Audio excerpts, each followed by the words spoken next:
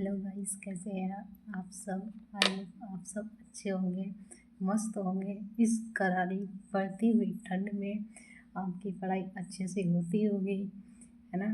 तो आज मैं छोटी सी वीडियो बना रही हूँ। मैं पहली बार बना रही हूँ, मजाक मत बनाना, जैसे भी हो कमेंट में बताना, ठीक है। तो कुछ लोगों के क्वेश्चन थे कि दीदी मेंस आंसर राइटिंग कैसे करें, बता दो थोड़ा सा।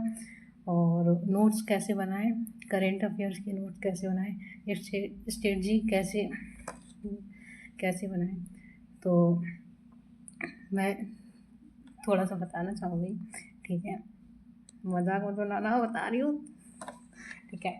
तो सबसे पहले जो लोग शुरुआत कर रहे हैं, ठीक है, स्ट्रेटजी पूछ रहे थे, तो उनके लिए मैं थोड़ा सा बताऊँगी। वो सबसे पहले सिलेबस देखें, ठीक है, कि सिलेबस में क्या है, और फिर PYQ देखें किस तरीके के क्वेश्चन पूछे जा रहे हैं। लिमिटेड सोर्स रखें, क्योंकि ज़्यादा आप सोचो कि मैं NCERT पढ़ लूँ, स्टैंडर्ड बुक्स ये भी पढ़ लूँ, उसकी भी पढ़ लूँ, उसकी भी पढ़ लूँ, नहीं। सिर्फ सबसे पहले NCERT अच्छे से कवर करो, उसके बाद में अच्छी स्टैंडर्ड बुक्स लो, ठीक है। और उनको पढ़ो, फिर उनके नोट्स बनाओ, रिवीजन करो। सबसे ज़्यादा अच्छा है रिवीजन। NCERT मैं क्यों कह रही हूँ सबसे पहले NCERT कवर करने के लिए।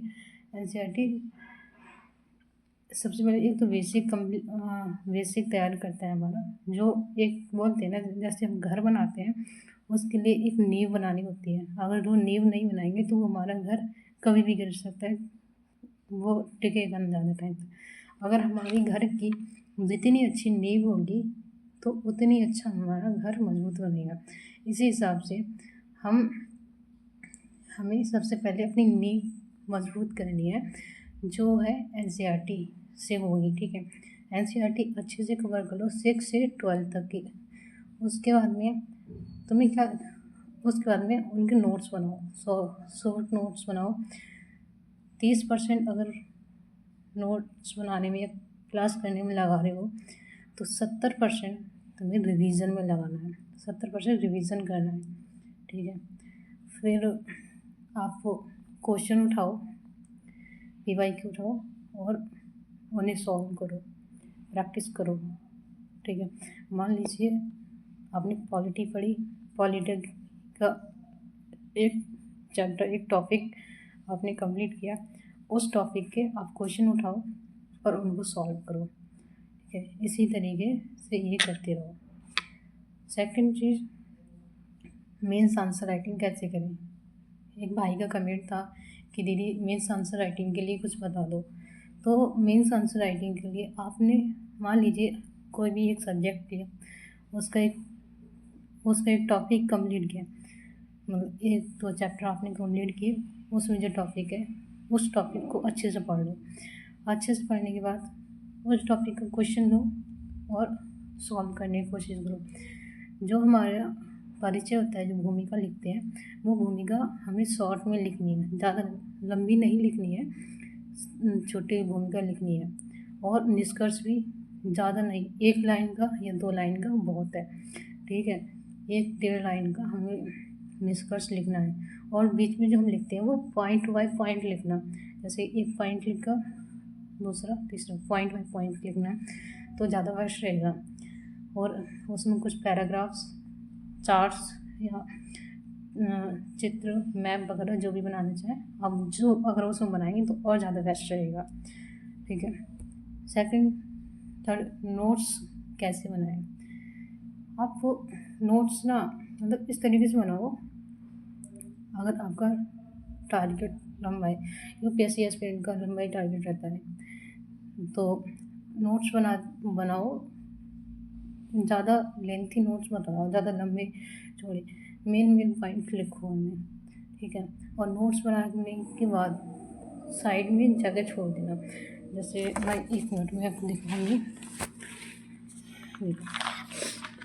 ये है, आप वो देखते होंगे, ठीक है। ये मैंने नोट्स बनाए हैं।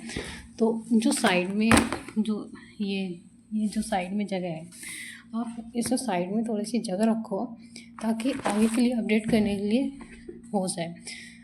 अपडेट मान लीजिए आपने पॉलिटी का पढ़ा, ठीक है, आज हमने पॉलिटी पढ़ी, दूसरे तीसरे दिन कभी आगे के लिए वो आ गया, मतलब उसी टॉपिक से कुछ करंट अफेयर का हो गया, तो हमें उसमें ऐड करना होता है, ठीक है। उसके लिए अगर हम थोड़ी सी जगह साइड में रख देंगे, छोड़ देंगे, तो क्या होगा, उसमें जो जगह साइड में रखेंगे उसमें बाद में हम अपडेट कर सकते हैं उसी टॉपिक से रिलेटेड। हमें अलग से नोट्स नहीं बनाना होगा, उसी में हम ऐड कर देंगे तो ज़्यादा अच्छा रहेगा। तो ऐसे ऐसे आप नोट्स बना सकते हैं, ठीक है। करंट अफेयर के लिए तो आप शॉर्ट नोट्स ही बनाएं। और करंट अफेयर के अब मेरा मतलब मैं चाहती हूँ कि नोट्स ऐसे हो, मतलब सब्जेक्ट वही अलग हो तो ज़्यादा सही है। जैसे इकोनॉमी का करंट अफेयर एक तरफ और पॉलिटी का एक तरफ, उसमें जैसे अब पढ़ाते हैं आप PW से, अगर PW से या दृष्टि से या किसी भी आप कोचिंग से करंट अफेयर पढ़ते हैं तो वो बता देते हैं GS1 GS2 कर कैसे आते हैं, तो आप उसको मतलब उसी तरीके से एक सेग्रीगेट करके शुरू से ही कर सकते हैं, ठीक है। शुरू से नोट्स बना लें तो ज़्यादा सही है। उसमें भी साइड में जगह छोड़नी है आगे के लिए, उसी टॉपिक पे अगर कोई भी करंट अफेयर में कोई भी चर्चा हुई तो आप उसको ऐड कर सकते हैं, ठीक है। और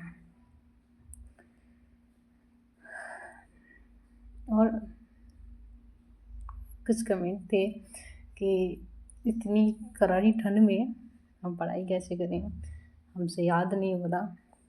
देखो, याद करने के लिए आप अगर रट्टा मारेंगे वो याद हो जाएगा, एक बार दो तीन बार रट्टा मारेंगे याद हो जाएगा बहुत अच्छे से, लेकिन वो कुछ टाइम बाद भूल जाएंगे।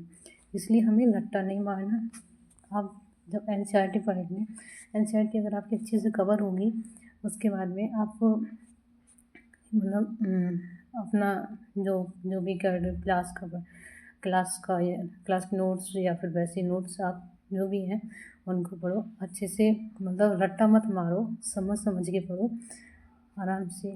और रट्टा मारोगे तो भूल जाओगे, उसको एक कहानी की तरह पढ़ो अच्छे से, ठीक है, तो वो याद रहेगा। मैंने क्या कहा था कि अगर 30% पढ़ रहे हो, मतलब वैसे पढ़ रहे हो, तो 70% रिवीजन के लिए देने। वो क्यों? क्योंकि हमें लंबे समय तक याद रखना है, तो इसलिए हमें जब हम बार बार पढ़ेंगे तभी हमारे दिमाग में फिट होगा, ऐसे नहीं, ठीक है।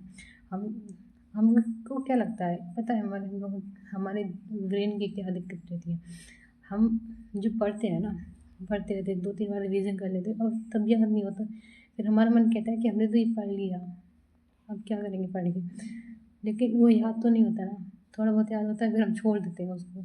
तो हमको उसे छोड़ना नहीं है, हमें उसको फिर से पढ़ना है, ऐसे पढ़ना है कि दिमाग में एकदम से फिट हो जाए, ठीक है। तो और जो भी हो आप कमेंट्स में बता देना। देखो भाई, मैं फिर बोलूँगी, मैंने पहली बार वीडियो बनाई है, जैसी भी हो फीडबैक ज़रूर देना कमेंट में, ठीक है। और मजाक नहीं बनानी, ठीक है। बाय।